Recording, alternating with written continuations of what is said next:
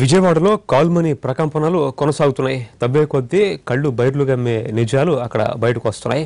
చిన్న వ్యాపారులు సామాన్యుల్ని అడ్డంగా దోచేసి కోట్లు కూడగట్టుకున్నారు. కేటుగాడ్లు లక్షలకి కోట్లు కొట్టేసింది కొందరైతే. అసలు అప్పు ఇవ్వకుండా కోర్టుకి ఇచ్చిన కాల్ కేటుగాడ్లు మరికొందరు.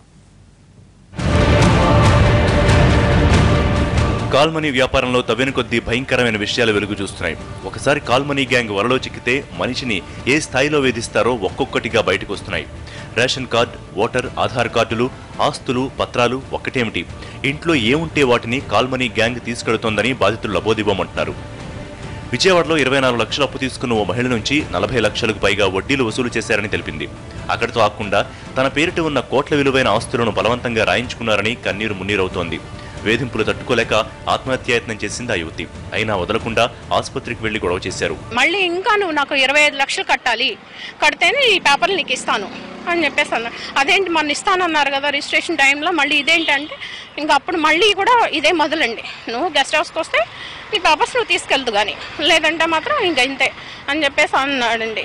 ఇట్లా జరుగుతూ ఉందండి. నేను ఎప్పుడు పేపర్స్ కోసం అడిగినా ఈ విధంగానే టార్చర్ చేశాను. నా డాక్యుమెంట్స్ ఏమీ తిరిగి ఇవ్వలేదండి. ఆ తర్వాత మళ్ళీ తెల్లారుజామునండి 4 గంటలకి బాగా తాగేసి వచ్చి కింద అపార్ట్మెంట్లో వాచ్మెన్ దగ్గర నా గురించి చండాలంగా మాట్లాడారండి. ఇంకా ఇదంతా తట్టుకోలేక నేను అక్కడ నా పేపర్స్ రావేమో అని చెప్పేసి నేను సూసైడ్ అటెంప్ట్ చేసుకున్నానండి. కాల్మనీ మహిళా వ్యాపారులు కూడా చేసిన ఆగడాలు అన్ని ఇన్ని కావు. ఓ ఆటో డ్రైవర్ కుటుంబాన్ని వేధించి వడ్డీ చెల్లించకపోవడంతో ఇంట్లో సామాన్లు అమ్మేసుకున్నారు. దీంతో ఆ ఆటో డ్రైవర్ కుటుంబం రోడ్డున పడింది. వేధింపులు తట్టుకోలేక వేరే ప్రాంతానికి వెళ్లిపోయింది.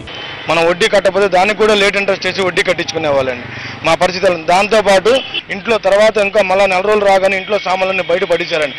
ఇంటికి వెళ్ళామకి 10,000 వడ్డీకి ఇస్తే ఆమె 25,000 కట్టాను సార్. వీళ్ళందరికీ డబల్ కట్టుకుంటూ వచ్చి అయినా మమ్మల్ని మానసికంగా వేధిస్తూ ఏమనంటేనేమో నీకు ఆడపిల్ల ఉంది, ఆడపిల్ల రోడ్డు మీద తిరగక్కర్లేదా, ఆడపిల్ల మీకు ఆవిడ ఉంది, మీ ఆవిడతో సంపాదించి కట్టాల్సిన విధంగా ఉంది అని చెప్పని రవణమ్మ గారు అని చెప్పని ఇప్పుడు సోమినా థియేటర్ బ్యాక్ సైడ్స్ అందులో అండి వీళ్ళందరూ రవణమ్మ గారు అని చెప్పని ఉన్నారండి. ఆమె అయితే మరీ దారుణమండి. 5,000 ఇస్తే 5,000 15,000 కట్టాయండి వడ్డీ.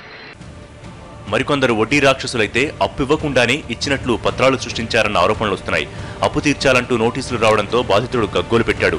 ఈలోపే వడ్డీ వ్యాపారి అతని ఆస్తులను అటాచ్ చేయించాడు. నేను 43 లక్షలు 3 ఏళ్ళు అయ్యిందండి. నా పిల్లగాడు 9th క్లాస్ చదువుతుంటే మాన్పించేశా. నా కూతురు ఎంటెక్ చదువుతుంది, మాన్పించా ఫీజు కట్టలేక. 3 సంవత్సరాల నుంచి కోర్టు చుట్టూరు తిరుగుతుంది, సరిపోయింది. ఈ ఆస్తులు కాపాడుకోవడం సరిపోయిందండి. ఎవరో నన్ను అడుగుతాడు, నాకెందుకు యాజ్ పర్ లా వెళ్దామని నేను లాయర్ని పట్టుకుని నేను కోర్టులో నేను మళ్ళీ రీఓపెనింగ్ చేయించానండి. అది ఇప్పుడు రీఓపెనింగ్లో నడుస్తుంది. చెప్పుకుంటూ పోతే ఇలాంటి కేసులు వందలు వేలల్లో బయటపడుతూనే ఉన్నాయి. ధైర్యం పుంజుకుంటూ ఉన్న బాధితులు ఇప్పుడిప్పుడే బయటకు వస్తున్నారు. తవ్వే కొద్దీ ఇలాంటివి బయటపడుతూనే ఉన్నాయి.